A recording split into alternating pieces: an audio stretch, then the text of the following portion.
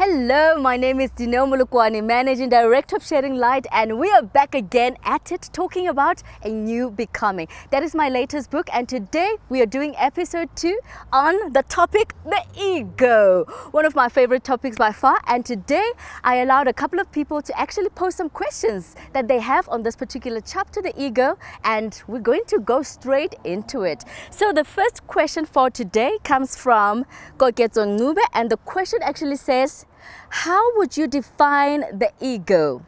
Okay, so this is how I would define the ego. The ego is fundamentally really the accumulation of the ideas we have about ourselves, right? So growing up, our parents actually played a role in conditioning us. Our teachers, the church, youth, the government, all of them, they played a role in actually conditioning us. So all of that formulates what we call what? Ideas about ourselves, which we call the ego. So the ego is also the edging of God out of our lives. The minute you actually mentally shift and move away from God, your God self, that is actually when you're actually operating more from the ego, which feeds from the external environment. So the ego operates fundamentally on the 5 senses that we have: hearing, taste, all of that. That is actually the 5 senses that the ego operates from. Let's go to the second question and hear what the people are saying. So the second question actually says, still from Koketso Ncube, it says, how does one differentiate between intuition and the ego? Interesting, right? So the ego, like I said, operates from the outside. It functions more on the past and on the future. Unlike intuition, intuition fundamentally operates from the present moment, being here now, being able to hear and observe what is going on and what you're feeling, not being trapped in routine. So that is the fundamental difference between the ego and intuition. So it operates more in the present moment, that is intuition, and then the ego in the past and also in the future.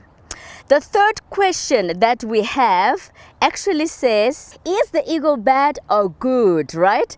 Or just behaves like a spoiled brat which actually needs some wisdom or manage? So I'll actually answer this question by posing a question.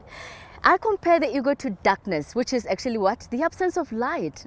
So is darkness good or bad? Well, you have to answer me, Lebogang. But what I strongly believe is that you cannot say the ego is good or bad. What is actually critical is to be aware of it. We don't know where it comes from. It's just there. The ego is fundamentally motivated by fear and doubt. That is where it comes from. And like we mentioned in the previous question, the intuition is more motivated by what? By love. So the ego is not a good or bad thing. It is simply there. The key thing is to understand how to actually shed light on the ego so that it disappears. That's how you fight the ego, by having knowledge, the right knowledge about a matter in question, and being able to actually use that light or that knowledge to shine on it, and the ego will simply disappear. So the last question for today is actually from Vuyelwa Mguni, and she wants to find out and say, some call it arrogance and some call it confidence. What is your take on that? Well, this is my take on it. Confidence is basically shaped by the things that we also get, right? So arrogance and confidence can also formulate part of the ego, especially arrogance. Confidence comes from a good place, remember? It comes from love.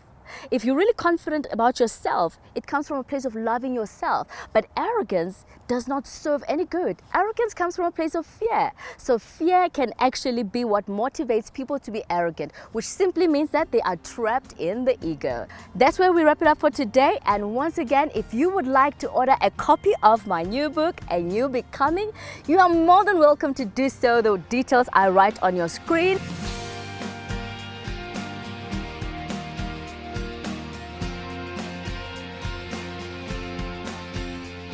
Thank you so much once again for your support and the questions that you actually posed today. And to a new becoming, keep shedding light.